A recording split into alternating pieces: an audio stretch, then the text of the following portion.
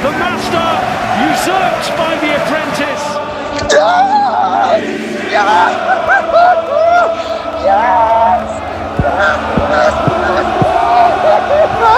2026, the champions are the Arsenal. Oh, mate. It's so fucking good.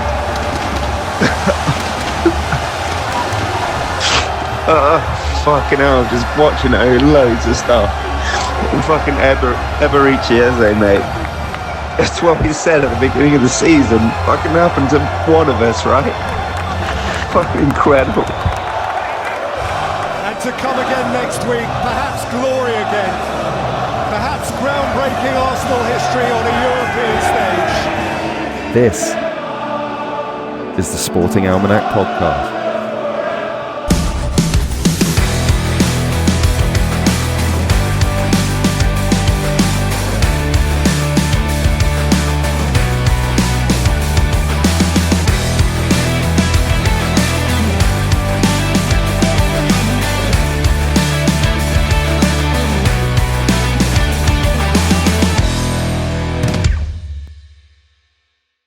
How does it feel to be a football fan today, Ben? Oh, it feels magical, mate.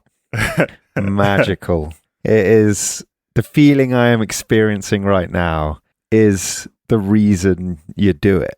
Like, and you put yourself through it. It is. Oh, God, yes. It is blissful. I feel a catharsis that I haven't felt for years, decades, you could say. There's something special about a Premier League win in the sense it doesn't really go away, or at least not quite as quickly as other competitions. Like, as a Liverpool fan, having won the league last season, which we weren't really expecting to, even though we've had an awful season this season, relatively speaking, I'm still sort of like thinking fondly back to it. Like we know this team is capable of it. Well, obviously there's a lot of new additions in this team, but we know it's not far gone since they were capable. It's not like when it was 30 years or 22 years in your case. It's done. It's over. It's not going to be that long again for, an awful long time. So enjoy it. Well, you absolutely have to enjoy it. So if anybody listens to this who is a diehard football fan, they'll know I'm preaching to the choir. But for those who are sort of like fair weather, or they're just tuning in because they like sport or what have you, like you got to enjoy it, because you don't know when it's coming round next, and it can be ages. And what else are you doing it for if not to have fun when your team wins? Like, don't ever let anyone tell you can't enjoy it, like, or that you're celebrating too much or too early or too trivial an event. It's absolutely absurd. No. How many things are there in life that spark joy like that? Yeah. Honestly. None. Certainly in terms of things very much external to you, there's not. Yeah. There's nothing in the world right now which I derive any pleasure from whatsoever, except for maybe sport. Yeah.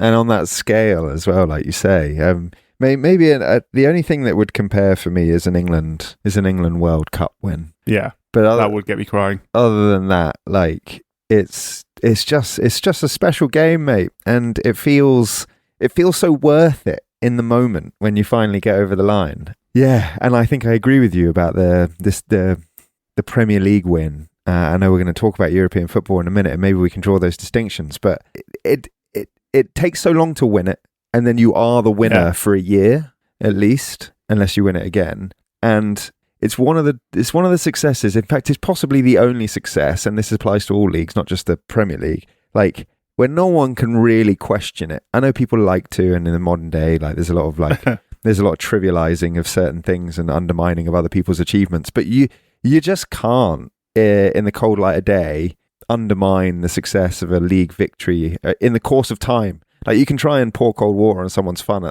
in the moment, but like in 2 years, 3 years time, no one's going to look back and be like, oh, do you remember the 150-50 decision that went your way? They'll just remember that you won the league. I mean, modern football conversation, as we've mentioned before, is best avoided at the best of times. It obviously, I think, goes to extremes, and people troll, and people believe the trolls, and people repeat the trolls, and whatever else it might be, and a lot of people are doing it just for fun, and they don't really care, bloody blah, whatever. The ultimate thing is, Arsenal were the best team in the Premier League this season. The Premier League is closer than it ever has been before. The gap between top teams, and I would say everyone other than the bottom 4 this season is very small. I mean, Leeds United took points off everyone at some point this season. It feels like at least a point, and they are not quite, but almost best of the rest in sort of the league, like 15th, 14th, 15th at the moment, whatever they are, 15th, I think. So that kind of sums up where the league is at, other than like Spurs, who've been abysmal, West Ham, and then the 2 teams who are already relegated. Really, every team above that has had results against other teams. It is a really, really tough league, and Arsenal have found a way to win it that might not always be pleasing on the eye, but they found a way to win it, and there is a lot to be marvelled with in how they go about defensively. They are superb. Yeah. Pain in the arse to play against. They are a pain in the arse to play against. And it's probably why they're doing so well this year in Europe. So there is your transition. Yes. Good segue.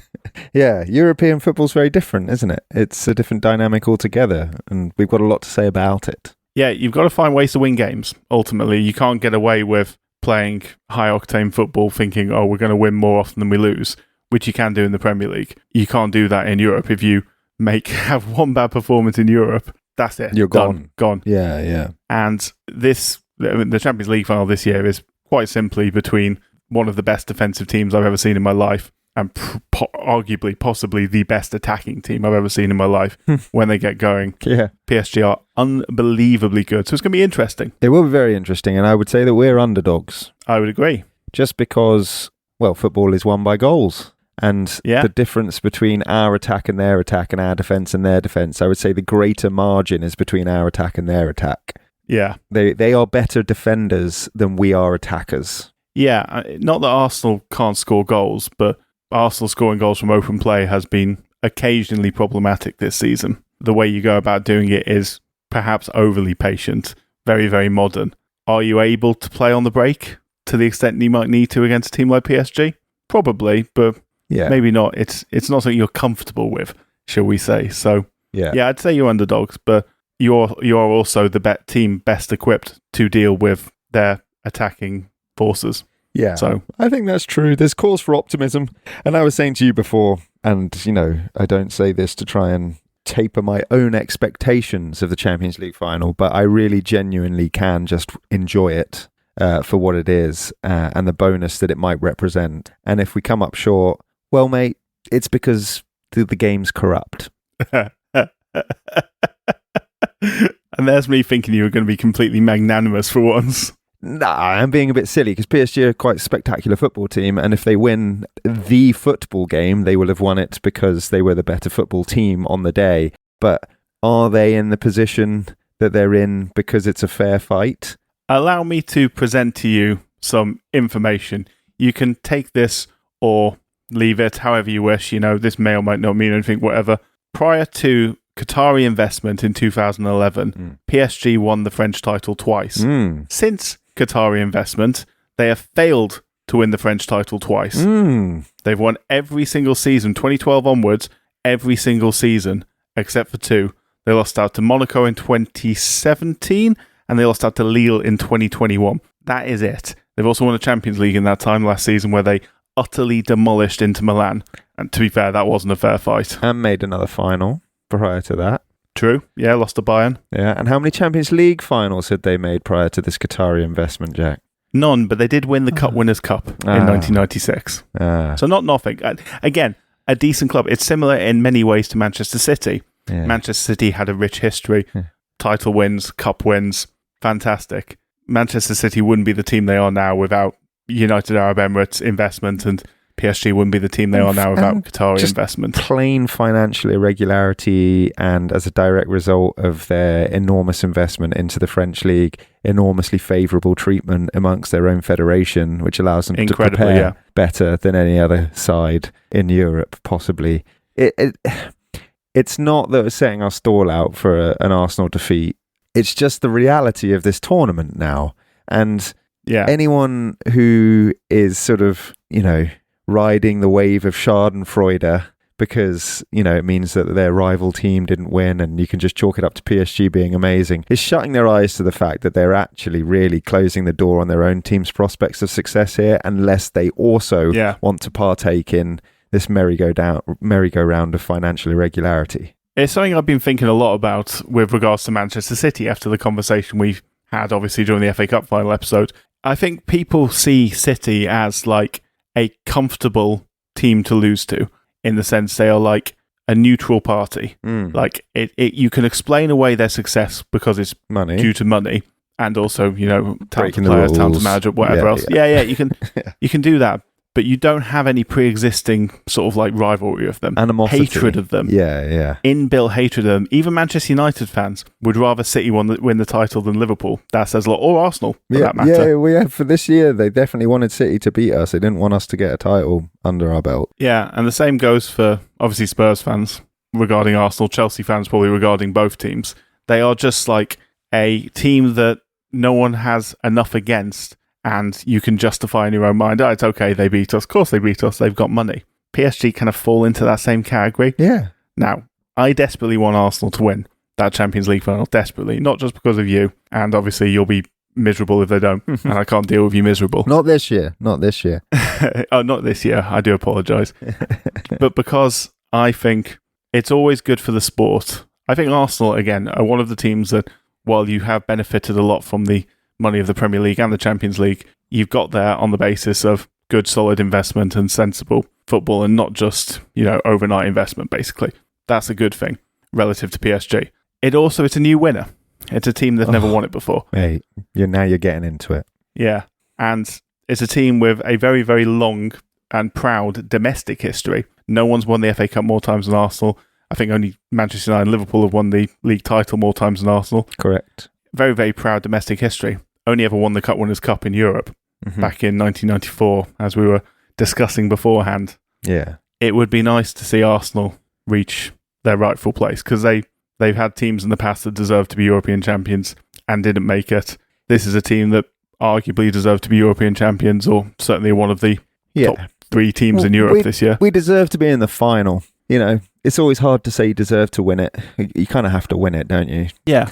But where I agree with you, mate, and I'll park my bias for a moment, because obviously my insights into why I want Arsenal to win are heavily distorted by my love of the club. But we rehearsed this before, but I think it's worth saying it again, because I do think it's relevant context, and it hopefully will open the eyes to a few people as to why you shouldn't get carried away with, you know, being duped, I would say, into thinking that some of the things you're watching are like the fairy tales that they are pitched as.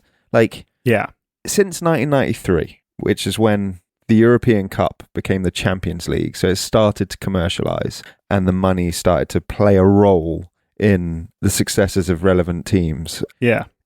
Other than established historical massive clubs, and so we're talking, you know, your Liverpools, your Manchester Uniteds, your Real Madrids, your Barcelonas, your AC Milan, so on and so forth, there have been only 5 new first-time winners. And those first-time winners are Marseille, who were done for corruption and match fixing, and were also bought out and wealthy relative to the period.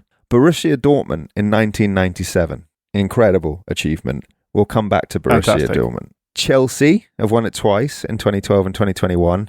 And, well, we talked at length about their irregularities financially and just their general spend and their rule breaking. Oligarch money. Like, yeah, and actual breaking of the rules, underhand payments to get big players, blah, blah, blah. Manchester City in 2023, 115, whatever you want to say. And Paris Saint-Germain, who we've just been talking about, PSG. The thing with Borussia Dortmund, so you're probably thinking off the bat, well, what the hell's he whinging about? It can be done.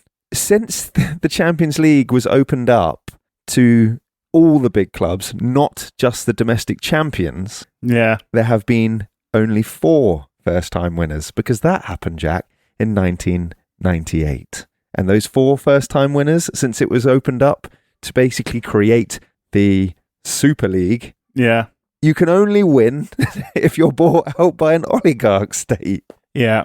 I mean, okay, a couple of things. Firstly, it was 1997. I'm so sorry I had to do that. I think it was I'm the worst person in the world. 98. It was the first time. 96, 97. Oh, was it? 97, 98 was Real sure? Madrid. I was 10 at the time, Ben. Of course I remember who won the Champions League. You know me. Yeah, Real was 98, 2000 and 2002. Dortmund was 97. Obviously United 99. Oh, I'm going to fact check myself now. But Ajax 95, Juventus 96, and so on. Yeah, fair. Well, fair enough. Then Borussia Dortmund deserve even more accolades, if I'm wrong. Yeah, and I completely agree. I think this is something that we can sort of go into. Let's talk a little bit about history now, because I think history provides really good context for this.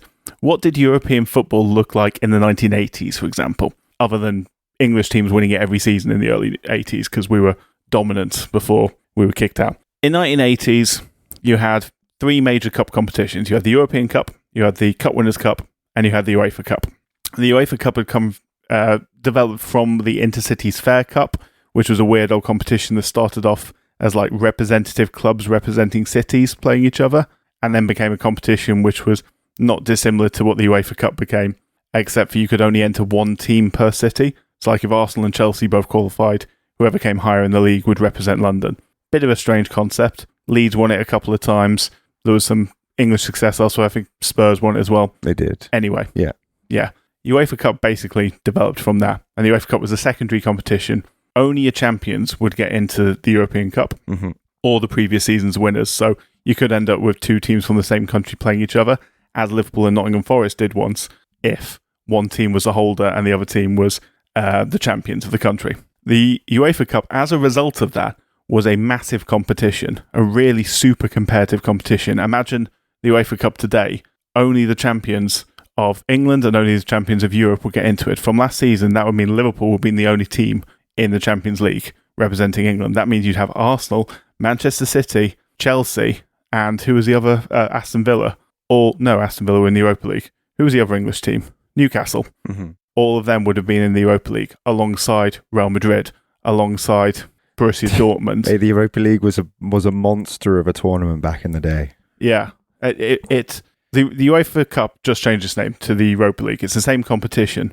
The format has changed massively, but what has changed significantly from it, and I'm not undermining Aston Villa or Freiburg when I say this, to say teams in it, it's not as big a competition as it used to be. It's been diluted. Yeah. Especially now there's 5 English teams, 5 Spanish teams getting in the competition, or 5 German teams, depending on who's done well in the season's competition. It is a shame on the back of that.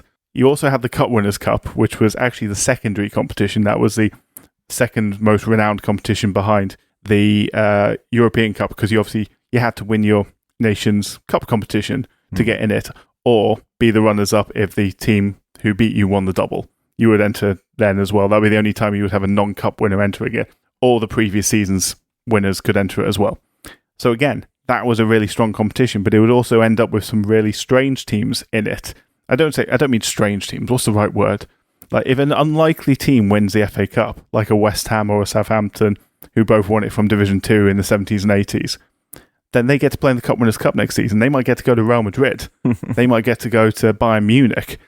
Fantastic. And then you get teams like, I think Aberdeen won it once under Alex Ferguson before he joined Man United. That is a massive deal. And that's a wonderful competition in its own right. And it just used to be a massive achievement to win it, didn't it? Like it was on a par almost with the Champions League or the European Cup in many ways. Not on a par in the sense that the European Cup will always be more prestigious, Champions League will always be more prestigious, but it wasn't scoffed at in terms of the opposition that you had to overcome to prevail. No, it's a really sad thing actually nowadays that we have the Conference League, which some people see as a competition that's not worth winning.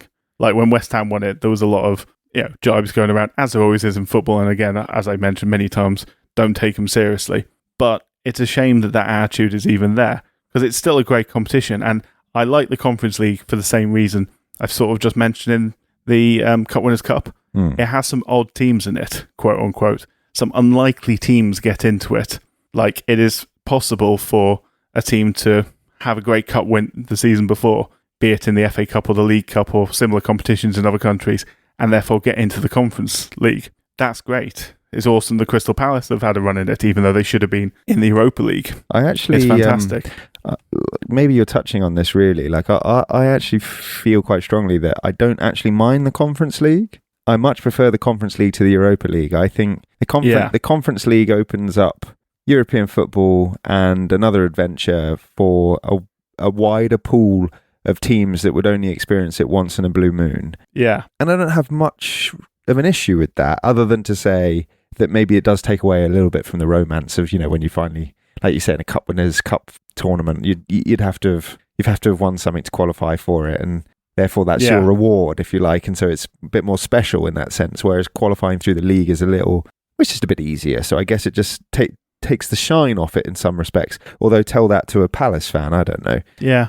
I do have a problem with the dilution of the Europa League or the UEFA Cup, though, because I don't see why that needs to be a weaker tournament to make space for the Conference League. I think you can still have the Conference League in a very strong UEFA Cup. Yeah, I agree. I personally, there's many things I don't like about those European competitions. I don't like that there's 3 replicas of one another, that the format is the same in all the competitions now, that they are just sort of smaller versions of the tournament above it. I don't like that the Champions League is so heavily diluted, as you say, like there's so many clubs in it. Yes, it makes it into a wonderful competition at times, and yes, you have these massive matches week in, week out. It's deliberate. There's always a big match in any given week. That's what it's designed to be. But it makes the whole thing, once you get to the knockout stages, that's all well and good, but then the Europa League misses out as a result, and the Conference League is a knock-on. It's not how I would do it. Yeah. Well, may I give you an example which will be close to your heart? Go for it. When Liverpool won the UEFA Cup, as it was, in the year 2000, in a game that's very fond 2001 to both of us, fondly remembered by both of us for different reasons. Yeah, not so fondly remembered by Graham Sweeney. Graham, yeah. Sorry, Graham. I doubt you're listening, but sorry for punching you in the face, even though you deserved it. Yeah, you did deserve it. Celebrating Jordi Cruyff's 88th minute equaliser. Yeah. To take it to golden goal extra time. When he doesn't support Alaves, obviously. No. In fact, he's an Arsenal fan, so... He is an Arsenal fan. Shut up. Yeah, look, that year, one of the things that is overlooked, so that was obviously remarkable. We're sort of talking around it. Liverpool won 5-4, golden goal, extra time, own goal, which is a brutal way to lose a UEFA Cup final. After an absolutely epic game, it finished 4-4, 5-4 win in the end. In the Westfalen as well. What a venue. Just the least pleasant experience of my life. Well, you were 2-0 up and then 4-3 up. And 3-1. Yeah. Actually. I think so, yeah. Brutal. But it all's well that ends well. Anyway, the reason I brought it up was to really try and emphasize the point I think you were making, but bring it to life a little bit. In that tournament, you beat Barcelona. Yeah. Like, obviously, Alaves in the final, so you know, fine. Got a good draw for the final, although it's an epic. Beat Barcelona in the semis, Porto in the quarters, Roma in the last 16, and Olympiacos in the first round. By comparison, and that was, there have probably been even stronger runs to a final than that. But that's a tough one for Liverpool. This year, Villa are playing Freiburg in the final. Now, maybe you say that's like the similar level to Alaves. They played Forest in the semis, not Barcelona. Mm-hmm. Nottingham Forest, who were in a relegation battle until a few weeks ago. Yeah. Bologna from Italy. Not Porto. No. Who have won 2 European Cups themselves, as in Champions Leagues, and are obviously perennial winners of their own title, along with a couple of others from Portugal. Lille as well. And that is it. They played one less knockout round as well, because obviously you've got huge group things. They played one less knockout round. You play Roma and Olympiacos. Yeah. It's not the same. Both teams we've since played in the Champions League on a few occasions, not long after in Olympiacos' case. Oh, Gerrard. All of those teams are in the Champions League quite often. Olympiacos, Roma, Porto and Barcelona. But that's the point. Alaves. Yeah, that's the point. And great on Alaves for reaching the final. That was a hell of a run. Probably the neutral's choice to win that game. Maybe that's why Graham was so happy when they scored. Sorry again, Graham. Maybe. But yeah, it has changed. And okay, I'm going to ask a stupid question. I'm pretty sure your answer will be the same with me, and I'm pretty sure anyone our age, any old farts like us, will probably agree. How would you do the Champions League, Europa League, Conference League, or whatever competitions you wish? How would you set them up? So I never hated the drop down. No, me neither. So if they went back to that format, I would be very comfortable with it. I certainly wouldn't have the extra league qualification place. How would I actually do it? It'd probably be a much smaller tournament, for sure. Yeah. What are we on now? 40 Oh, is it like 46 teams? Teams in it. Yeah. 36. 36 teams. So not, in the group stage, yeah. Yeah. Obviously qualifiers before that as well. Maybe go back to 32 and keep the drop down is probably how I'd do it. But if you wanted just the Champions League, it would be 16 teams. I think 16 would be good. I'd go further personally. I'd have it as a no more than 16 team tournament, maybe even like a 12 team tournament, but have drop downs at qualification. Have like knockout matches beforehand, like they used to. Like call them qualification rounds, call them first round or whatever you want to call them, and then the losers of that get dropped down. I'd say the exceptions to that would be if you're going for 12 teams, you probably say the champions of the best 5 nations, maybe. So that would be England, Germany, Spain, Italy, maybe Italy, probably maybe France, yeah. Yeah. Portugal would have something to say about that. Actually. Yeah, Portugal probably. Yeah, I'd actually put Portugal ahead of France. At least it's comparative. Yeah, as in you can go a whole season unbeaten and still come third in that league, which is impressive. Mental Benfica. Yeah, Mourinho, what a guy. Growing on me. Anyway, yeah, and then last year's Champions League winners. I'm fine with the Europa League winners getting in it as well. That would be great. And then have qualifying slots for the rest, so everyone has a chance to get there. But if you don't, you drop down into Europa League. You have this very, very intense Champions League then, where half the teams in it are either European champions of one way or the other, or for one of those top 5 leagues, and then you top it up probably with the likes of the Dutch champion, I don't know, Portuguese or French, whichever one you go for. Or just have a qualification round. Or yeah, whatever it might be. Anyway, whatever it might be. But then you end up with a Europa League, which is just stacked. You will probably make more money on the whole because the glamour and the glitz and whatever, and the same amount of matches, or not the same amount of matches on the whole, but the same amount of matches per team. It might dull the amount of money you make for the Champions League, but my God, you would more than make up for it with the Europa League. The Europa League would be a tournament so worth watching, and it would then spread the money around because it makes it a little easier for teams to get into that competition because they can get into it through cup wins as well. So you end up with Crystal Palace getting into the Europa League, which is going to make them more money than the 40 million it would this season, or could make Aston Villa this season. I just think it, on the whole, works out so much better. And then you can do what you want with the Conference League. You can either have it as like a mini Europa League, or you can bring it back. You can make it into a cup-heavy competition if you wanted to, like the Cup Winners' Cup. Yeah, maybe. I think it doesn't really matter. I mean, I agree with you from a sporting perspective. The reason they don't do it though is because they just bank on everyone supporting their own team fully. Yeah, and so they don't need the neutral. The days of the neutral viewer are dead. Yeah, like because doesn't matter if you're a Villa fan, you're playing Nottingham Forest in a semi-final instead of Barcelona. You're going to watch it, and so are the Forest fans. So therefore, they sell those games out, and it's going to be on TV. A few people will tune in, but ultimately, as long as the TV companies are paying the money and there are Villa fans and Forest fans watching it at home, getting you the sufficient viewership, they're just not going to... They don't need to. That's the point, isn't it? Like, they just don't need to from a commercial perspective. That's the reason why they're maximising their revenue by increasing the games. Yeah. Honestly, I'd be happy with everything about the current Champions League if they didn't have the extra round. Because at the moment, there's too many teams. There's 24 out of 36 teams go through. Yeah, pointless. As it were. Yes, 8 get a bye through a round. Great. Benefit for finishing in the top 8. Why not just make it the top 16 and then those 8 teams down to 24, stick them in the Europa League instead? You lose 2 Champions League. You lose a round of Champions League. Champions League knockout phase goes on for so long that those games in January, February, streamline them a bit. Shove some teams into the Europa League. Make the Europa League system, split it in 2, make it a bit shorter, whatever you want to do.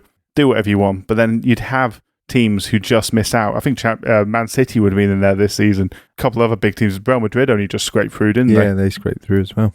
Yeah, because they ended up playing each other. So both of them would have been in the Europa League then. Yeah. And that makes it into a better competition. And you could argue, that's not fair on Villa. They qualified for it. They have a chance to win it. But it makes it into a better competition. And it means if Villa do go all the way and win it, they can damn sure be proud of themselves. Well, yeah. Not they couldn't anyway, but still. No, I agree with you. I mean, the problem is though with the Europa League, and when it really comes down to it, is you can spin it 6 ways to Sunday, but at the end of the day, Sevilla will win it.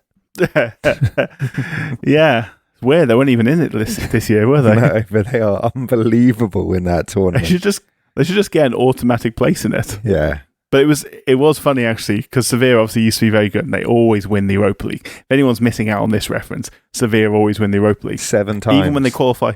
Yeah, even when they qualified for the Champions League, that was when you had the drop-down places, and they managed to come third, and they still end up winning the Europa League. They've won it 7 times since 2006. It's incredible, honestly. And they hadn't won it before that, and they've never lost a final. So they basically made, what's that, 40%? 35% of finals in the last 20 years and won them all. Yeah. It's even more than that, because even when they brought in the Champions League spot for winning the Europa League, they get in the Champions League and then they'd still manage to contrive to come third in their group and win the Europa League the next year. I mean, they are miles ahead of the next. Like, I think I had a quick look. Inter Milan, Spurs, Juve, Liverpool, and Atletico have also all won 3 each. The only one, like Inter Milan have made 5 finals, so you'd probably say that they're second. And Atletico have never lost a final either. They've got 3 from 3. But Sevilla are just miles ahead, and it all started when they pumped Middlesbrough. Yeah, that seems like a long time ago, doesn't it? Yeah, isn't that insane? Incredible. And also, can I just because we were paying homage to the Arsenal domestic success at the beginning of the episode, can I also just throw a bone to the invincible Jose Antonio Reyes, R.I.P. Yeah, for sure. Who's got the most individual titles with 5, having won 3 with Sevilla, which is also his boyhood club, which is beautiful, and 2 with Atletico. 5 Europa Leagues. What a guy. Yeah, before he died in a car crash, unfortunately. That was very sad. Yeah, and Unai, continuing the Arsenal theme, seems incapable. Should we go through? Yeah, he loves this competition, doesn't he? Jesus Christ, he loves it. 6 finals. It's crazy. Obviously, is this his 6th? Not his 7th, I assume. His 6th. He's won 4. I'm now doubting myself after I may have got the Borussia Dortmund dates wrong, but I'm pretty sure he's won 4, 3 with Sevilla, 1 with Villarreal. He lost the final with Arsenal to Chelsea in 2019, and he's in the final tonight with Villa against Freiburg. Impressive. Should we talk about those finals? Obviously, when we say tonight, what we mean is tonight when we're recording. Unfortunately, we didn't have time to get this out before the Villa-Freiburg game, but never mind. We're just not organised enough, are we? But we tend not to talk too contemporaneously, so hopefully it's not a problem. I think we're too busy. Let's give ourselves that as a defence. Anyway, so tonight we'll start. We'll do it in chronological order, because tonight is Aston Villa versus SC Freiburg of Germany. Freiburg being in southwest Germany, right near the French border, right near that bit of France that Germany sort of it swapped hand between them a few times. Alsace-Lorraine, if you remember your history. Yeah, we won't talk about why or when it happened, but I'm sure you can imagine. So that part of Germany, they came 7th in the Bundesliga this season. They're managed by Julian Schuster. They've never won a major trophy at all. Not even a domestic? No, their highest honour is Bundesliga 2, which they've won 4 times. Beautiful stuff. They did lose a German Cup final in 2022 to RB Leipzig, which is a shame because no one likes them. They have been in the Europa League before, the UEFA Cup as it was, in 1995. They lost in the first round to Slavia Prague then, and then they went back in 2002, lost in the third round against Feyenoord. They've been in it a few times recently, though. They're turning into a very consistent, good team in Germany.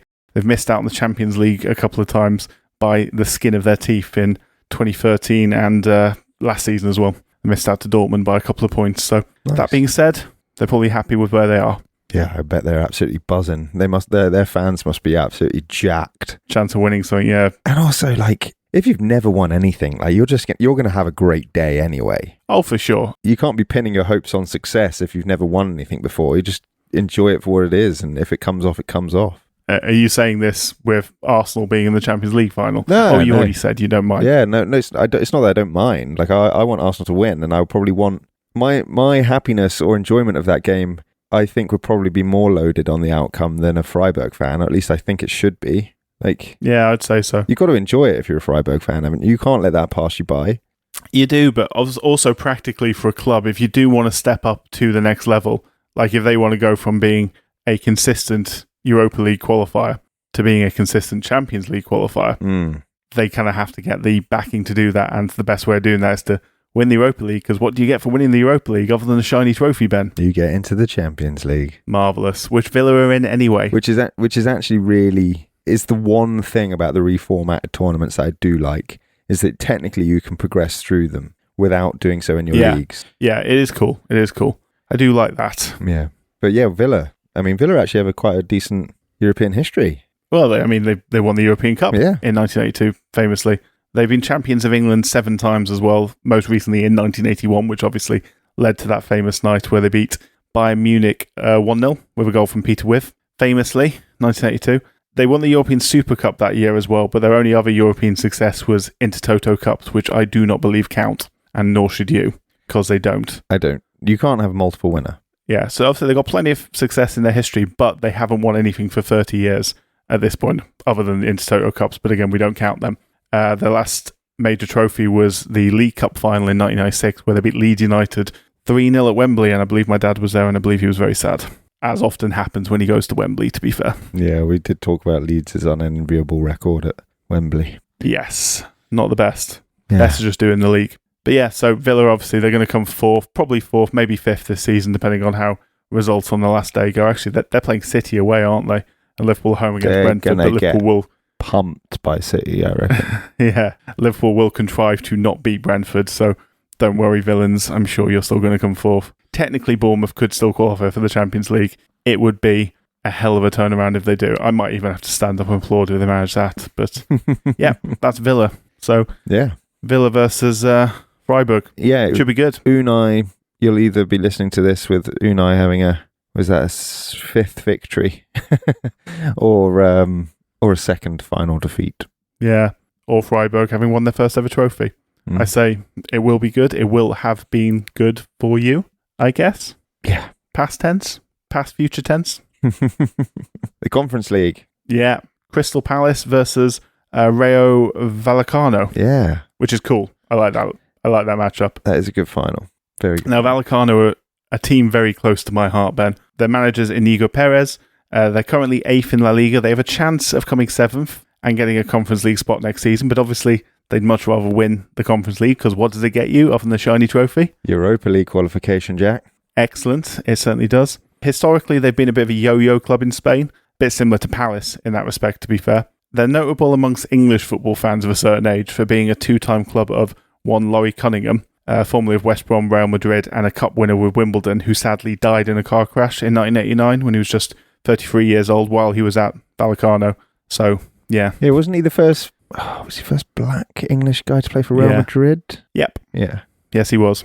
Nice. Yeah. Yep. And they're known as being... Oh, sorry. What I should say first is they have also never won a major trophy, so opportunity for them to do so. Well, I guess my jaw shouldn't hit the floor, really, because Palace hadn't until last year. No, that's true. And more importantly than all that, similar to St. Pauli in Germany, and possibly similar to Roma, who we've already mentioned as well, they're known as being a very working-class club, basically the anti-Real in Madrid. Very left-leaning. The area that they play in, it was a Republican stronghold during the Spanish Civil War against Franco. That culture has remained, and so they've gone ultra-core, not dissimilar to, obviously, like I mentioned, like St. Pauli. Very anti-fascist and very political, so... Yeah, all power to them. Cool. That's a great matchup then, because I kind of like... wouldn't say that you necessarily associate all of those attributes to Palace, but there are crossovers there, for sure. Yeah. Yeah, Crystal Palace have a good history. Obviously, a lot of English football clubs have a deep, long working-class history, some of which has been eroded for some clubs, you could argue, but not so much for them, even though... You're talking about Manchester City again, Jack? No, don't cast aspersions that you can't back up in fact. I feel that's harsh, because that reflects... That feels like I'm having a dig at the fans, and I wouldn't want to have a dig at any long-term Man City fans. They've become a bit entitled. A bit entitled. True, but haven't we all? Well, not in a footballing sense. You sitting there with a massive smile on your face all day today. Yeah, but that's not entitlement. That's hard earned. Anyway, 2 decades of despair, mate. The Crystal Palace from South London, nicknamed the Eagles. They have a non-local rivalry with Brighton for some historical nonsensical reason. Yeah. Don't really know why that is. I think some managers... Because they didn't want to fight Millwall, probably. Probably. Yeah, that's a good bit of stand-up there. Who else is nearby? Their recent success is frankly miraculous, because they actually share a principal owner with the New York Jets. There you go. Yeah, there you go. So that's random. That is random. Palace's peak before their FA Cup win last year, obviously, was arguably the end of the 80s and the early 90s, Ian Wright era at Crystal Palace. They came third in the league behind Arsenal and Liverpool in 1991, in that order, sadly. Right and bright up front. Oh, yeah. What a team. They lost the FA Cup final as well in 1990 to Manchester United. But then they went into financial decline, as many teams did, chasing glory in the 90s. They went into administration in 1998 and again in 2010, that recently. But they built back after that and have steadily become pretty consistent Premier League team. Yeah. And obviously FA Cup winners last season. So I like Palace. I like Palace. Palace are cool. I like Palace a lot. Oliver Glasner seems to be a good manager, although he is leaving. This will be his last game as Palace manager. But they have been linked to Areola. That would be bold. I think Iraola's probably... Iraola. So. Yes. I was saying that, like, why are we talking about nipples? Why are we talking about the dark patch? Well, that's embarrassing. Never mind. It's all right. Happens to us all. Iraola, I think he's probably earned himself a bigger job than that. Yeah, I think he has. I mean, there might be one going in the Northwest. Yeah, Liverpool soon. Sometime soon, depending on how the start of next season goes. I'm glad he's not going to Chelsea. Just saying. And yeah, Man United are very foolish, but nothing changes there. Well, I mean, Man United having a boost under a caretaker manager who they then offer a permanent job to. What could go wrong? Never gone wrong for them before. Twice over. Yeah. Sorry, how did I take us down this rabbit hole, apart from talking about nipples? All I can think about is nipples right now. We were talking about Palace, weren't we? Yeah. The only other thing worth mentioning about Palace is they won the FA Cup last season. The FA Cup winners usually get in the Europa League. They did not get in the Europa League this season because their then owner, John Textor, also owned Leon. We're on fire this evening. Yeah, we're so good at this, guys. Honestly, you're honoured to be listening to us. Because Lyon were already in the competition and because they finished higher in the league than Palace did, it basically booted Palace down due to the co-ownership rules down to the Conference League. I mean, Palace fans probably won't complain because, again, they're in the final. Would they have preferred a semi-final run, quarter-final run, whatever it might be in the Europa League to a final in the Conference League? Probably not. Probably all's well that ends well. If they win a trophy and Forest don't, obviously, and won't now, that's a fair trade. Yeah, Forest obviously replaced them in it, but the whole thing was bullshit. I hate that it's a thing. I don't actually particularly like rich people owning more than one club, but the fans certainly shouldn't be punished for it. No. Well, definitely fans shouldn't be punished for it. What absolute nonsense. It's not like they're stepping in to do anything about Chelsea or Man City doing it, are they? No. And they're probably manipulating the competition far more by basically hamstrunging their feeder clubs so they can't qualify for certain things, which is even more egregious than having two teams in the same tournament. Just a fun little tidbit, because we were saying about how the Conference League is actually quite nice for the sides that have finished lower down the league and may not normally go on these sorts of adventures. West Ham are the only team since the Conference League was created to win it undefeated. Really? That's cool. Yeah. That's cool. They went unbeaten on their way. I think it was something like 12 or 13 wins and 1 draw. Nice. Yeah. David Moyes. I love that run. David Moyes is really underrated manager. Very underrated, yeah. He's doing miracles at Everton, having done miracles at Everton before. Moyes for the boys. Won that at West Ham as well. Like, he comes across as like this sort of vibesman, but he's not. He's very intelligent. If they just stuck with him at United or given him more time, I think they'd have cashed in. No, I agree. Anything else on the Conference League? No, other than I like it. I like it as a concept. I like that it gives teams wouldn't otherwise see that go that deep into a competition, because what it does is it provides a route into the group stage, or the massive group stage of the competition for the champions of the lower countries, as it were. So smaller countries who would ordinarily have had to qualify for the group stage of the Europa League and probably wouldn't be able to do so due to their size, go straight into the big old group stage of this one. I like that. Yeah. No, I agree. And it's more money for them. Yeah. Not a huge amount of money, but some money. No, but it's millions and millions, but it's relative. It's relevant if your domestic leagues are going to remain competitive. You need that injection every now and again into some other clubs so that the wealth is spread. Otherwise, it does very much get pulled at the top. Not that it isn't still doing that, but you know what I mean? Yeah. Well, this is the problem with it. The money at stake for winning the 3 competitions relatively. I might not be getting these figures slightly wrong, but this is just off the top of my head from what I recall. But Champions League for winning it is over £100 million, or possibly over €100 million, but let's just say pounds for the sake of argument. The Europa League is about 40 million, which is, good money, don't get me wrong, but it's not that stratospheric money that's going to get you on the same spending power as the big boys. No. And then the Conference League is in the 15 to 20 million mark, I think, if I recall rightly, which again is still huge money and will be big money for either of these clubs if they win it. But again, the real reward for all these competitions is getting to play in the higher tournament the following year. Yeah. Because it compounds that money a little bit. Yeah, for sure. From a financial point of view, obviously the real prize is getting your hands on a nice shiny silver trophy if you're a fan or a player. It's all about those moments at the end of the day. Well, what is football about if not that? Well, it's funny actually, because when you've sort of taken us to the Champions League final, which is obviously the last of the European Cup finals, and we've already spoken a bit about Arsenal and Paris Saint-Germain. But what I was thinking, and I thought I would raise with you, is that the finals usually aren't very good. No, I'm trying to think when the last genuinely good final was. Probably one of the... Istanbul. Well, that was probably not the last genuinely good one. I think some of the Real versus Atletico ones were pretty good. Yeah. Not exactly all-timers of games. Low scoring, like 1-1s. Yeah. You have a lot of 1-0s. Maybe good is... Maybe not good is a slight overstatement, but they're cagey. Yeah. 1-0 or 0-0s are really not uncommon. Yeah. Or 1-1s or going to penalties or whatever it might be. You don't get many goals. There's only 2 great finals in our lifetime. 2 great finals. Both involving English clubs. Yeah, Istanbul in 99. Yeah, the new camp in 99 when United scored twice in the 90-something minute. 91st and 93rd minute after being 1-0 down since the 6th. Fergie time. You'll have to see it.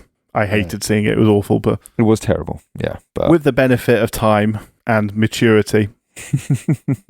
just about love to see it. Yeah. I would say... Football, bloody hell. What I would argue against myself with is, whilst the finals are not particularly good spectacles, there have been some insane moments. Yeah. Can I float a few? I'll get the worst out of the way for you. The Bicey. I was going to say. The Bicey. Okay, yeah. Gareth Bale scored the best goal I've ever seen in my goddamn life in a Champions League final against Liverpool. Absolutely ridiculous goal. Easily the best goal that's ever been scored. Easily. Easily, mate. Like, pick me a better goal for context, for execution, for spectacular... Okay, yeah, fine, whatever. Move on. It's like someone scoring a bicycle kick in the World Cup final. That it's absurd. Okay, fine. Well, I'm hoping that takes the edge off the pain for you. Like it was the best goal ever scored. Yes, it was certainly the best goal in that game. Not that was hard. Yeah, not that was hard. Zidane's volley. Yeah, it's art.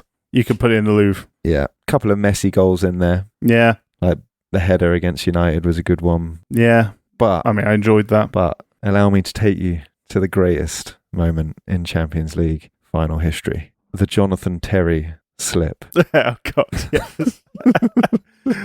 Couldn't have happened to a nicer bloke, Ben. Oh, God.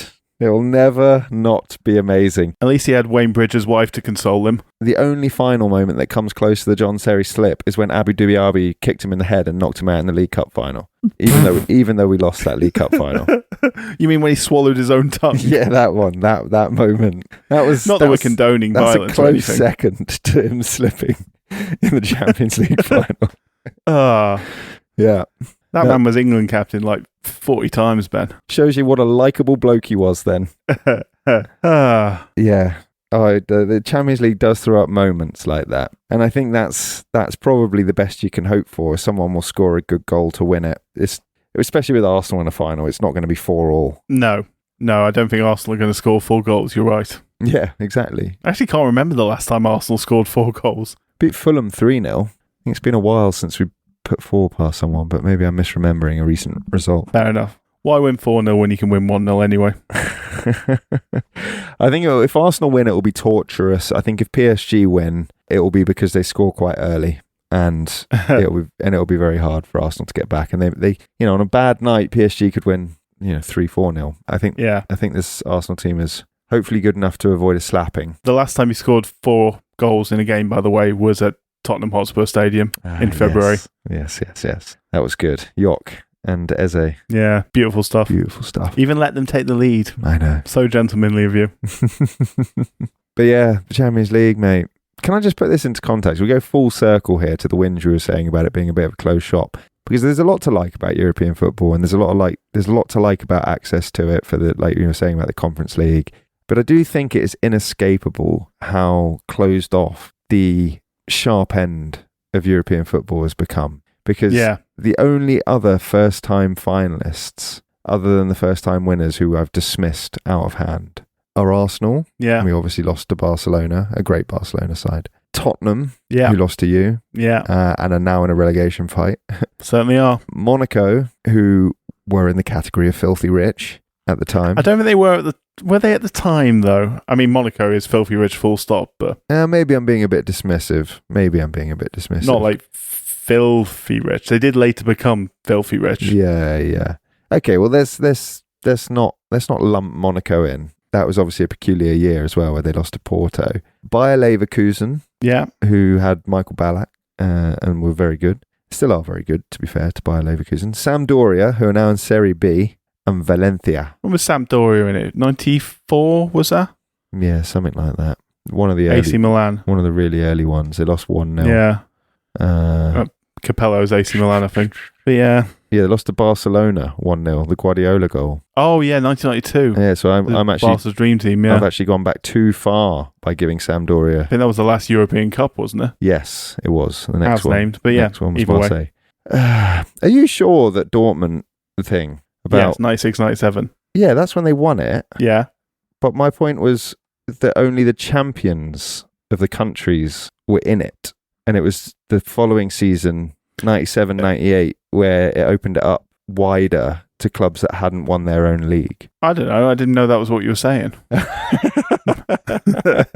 Maybe. That was my point, was that Dortmund did win it having won their own league, and that's to their credit. Right. But once it opened up so that if you hadn't won your league, so if Real Madrid won, Barca was still in it. I see. You've only had oligarch winners. Well, that must be 97, 98, mustn't it? Because Barcelona won La Liga in 96, 97, I think, because I think Bobby Robson won it with them. Or did he not win it with them? Well, we solved the riddle. And obviously Real Madrid won the 1998 Champions League. Yeah, well, that makes sense then. So my point about Borussia Dortmund stands. So sorry, Borussia Dortmund fans. I do have to scuff off a bit of the shine. You haven't done it against the oligarchs. I was wrong anyway. Real Madrid won the title in 96, 97, but both teams did qualify for the Champions League, so we're both wrong and right, or possibly I'm just the one wrong. Doesn't matter, I've been wrong before. And we'll be wrong again. But yeah, look, European football, it's hard not to get really immersed in it and feel very romantic about it, because when it throws up something special, it really throws up something special. Yeah. But by Christ, don't be deceived. Yeah, I mean, I want to love it. I always want to love it. It's sort of a continuation of how... We've been saying this before. We said this in the FA Cup episode. How do you take a team like, let us use them as an example, Crystal Palace, because they're in Conference League final. Let's say they win the Conference League final next week, and let's say they go on to win the Europa League the season after, and they're in the Champions League. It's like, yeah, they're one of the big boys now. They can reinvest that team in that money in their Premier League team. They can become a consistent, top 4 or 5 finisher in the Premier League, can they? Well, no, they probably can't. And if they try and strive to compete at that level, they're going to get caught out by financial fair play and PSR. Like, it's all these rules and all this competition, all this money being so weighted to the top. It just makes it so hard for a team like Crystal Palace to make that jump without having a safety net under them. And by that safety net, I mean someone better than Woody Bloody Johnson buying the club. You need it to be, if not a state-owned team, then you need to be someone with wealth at that level. I agree. To be able to support them. Even then, they'd have to slowly build, like Newcastle is slowly building. It's just a closed shop. And PSG getting to the final 2 years in a row are a good representation of that. We've said before, Arsenal found a way in through a different door, but you know what? Them getting to the final isn't a huge shock because they are an established big team. Not to undermine their achievements, of course, because it's still a difficult competition to get to the final to. Same with PSG, it's still a difficult competition to get to the final to. Luis Enrique deserves a lot of praise for what he's done there. But Palace are never going to get there, realistically. Not without something very major changing. I know this. You might think this sounds like hyperbole, but if Arsenal win the Champions League, it'll be a miracle. Yeah, that's hyperbole. Well, I don't think it is in the context of everything we've just been talking about. I think it would be an actual miracle, and if it's a miracle for Arsenal, then what does it represent for anybody else that isn't a big team? Because like you said, Arsenal are an established big team and they are wealthy, but they're not wealthy and they're not historically as successful as some of the clubs that we've been talking about that routinely in this tournament that have the weight of reputation and the monopoly on their own domestic league. So if it's hard for an Arsenal to do it to the point where they've never done it and no one's ever done it, that was the thing I was trying to illustrate, is no one without monetary investment who has never won this tournament before has successfully broken through this glass ceiling since it became the Champions League. If Arsenal can't do it, then who the hell can? Yeah, and Arsenal, I don't want to say in their defence because they don't need defending at all, but like Arsenal do have it more difficult than the PSG because PSG, they could play a B team and win their domestic league, let's face it, although they actually only won the league by a few points this season. But you know what? Yeah. When they have to turn up, they can turn up around and things like that. Yeah. They had the weekend off between the two Liverpool games. Not that it made any difference whatsoever. There was only ever going to be one team winning that. But the league is accommodating to them. They only play 34 games in the league season. They can win a lot of those games, as I say, but while resting a lot of players. Arsenal have not had the opportunity to do that. They've been in a title run. They will get to the last game of the season, which is going to be hugely beneficial to you. It's made life easier. No, it's a complete different preparation. Yeah, so you can start thinking about the Champions League final now, basically. So that's beneficial. But Real Madrid, they can focus on Europe. They know they're going to come in the top 2 or 3 of La Liga, even if they have a shit season. They know they're going to come there. PSG know they're probably going to win the league, even if they have a bad season. To be fair, this season's not been their best season domestically, but they've still won the title. Bayern Munich are the same. Yeah. Arsenal, Liverpool, Manchester United next season, once they're back in it, Manchester City don't have those benefits. Some of those clubs have other benefits, don't get me wrong. But yeah, okay, I wouldn't say it's a miracle, but it is certainly more difficult for Arsenal. And that is the fact that it's more difficult for Arsenal is a sign of sort of how bad it's become. I just think if it's not a miracle, why has no one done it before? I mean, I think teams have done it before. No first-time winners, apart from oligarch-backed states, since the Champions League opened up. Oh, I see. Right, okay, yes, fair enough. Although Liverpool did win it. But you're not a first-time winner. Yes, I know we're not far from a first-time winner, but okay. That's my point. But I do agree with you that if anyone's going to break that glass ceiling, it's going to be a team like Arsenal. So that's where the common ground lies. I just think that it is a lot more of a closed shop than people care to accept. Yeah. Like if Atletico Madrid can't win it, we can't win it. Like other teams from Germany, Borussia Dortmund haven't won it since the tournament was opened up since Bayern were allowed in it at the same time as them. They've not won it. Yeah. And they lost the final to Bayern. Yes. It's like, that's what I mean, is that when you're always up against the established sides, one of the established sides tends to have a year. Yeah. And so it just becomes extremely hard. And so if it's extremely hard for the people that are competitive with them on a domestic level and in any given year, then anyone who's joining the party now, like you said earlier, Leicester, Crystal Palace, there's the sort of second or third tier sides from Spain and Germany, like, what chance do you have? It's designed that way, though. It's not an accident. It's not. No. It's not accidental. That's the thing. Like, if Leicester had gone 2 more rounds and got to the final and won it in 2017, having won the league in 2016, it would have been almost as big a miracle as them winning the Premier League. Yeah, maybe not quite, but close. Oh, right. And equally, could you? When was the last time? Oh, this doesn't happen. You get a team who are genuine outsiders, like battling their way through, even to a semi-final. I think Ajax, maybe. I've mentioned before. Yeah, it's probably about, but they're still a huge club and they've won it many times before. Yeah. And they got beat by 70s, Spurs, certainly. And then Spurs got beat by you. Yeah. Spurs almost was about the last time it happened. Yeah. But that was a Spurs team with extremely good players that they failed to replace in the past few years. Yeah. I mean... Anyway. Yeah. It's the point is the Champions League, as fun as it is, maybe this is the note to end on, because I think this just sums it up nicely. You cannot want your rival teams to win. Everybody, I understand it. I'm not sitting here suggesting that like Manchester United, Man City, Chelsea, Tottenham fans should want Arsenal to win. They're obviously not going to want them to win. But don't try and frame that up in meme form like PSG is saving football. Just level with yourself. You just don't want the rival to win, and you would prefer to argue away and make excuses for a PSG win because they're less offensive to you than your rivals winning. That's fine. We all do that from time to time, like you were saying about Man City winning the domestic league. But the point is when Tottenham get to a final, like if that happens again, or if, I don't know, I'm trying to think of somebody else who might, if Newcastle eventually get there, and I don't want them to win because, you know, it represents an achievement that my club yet hasn't made or whatever. Like, what I won't be saying is that PSG and Man City are the knights in shining armour that have come to save me from the egregious advances of a absolutely Newcastle or someone. That's all. I think you've summed it up nicely. Oh, well, here's to hoping then. Here's to hoping.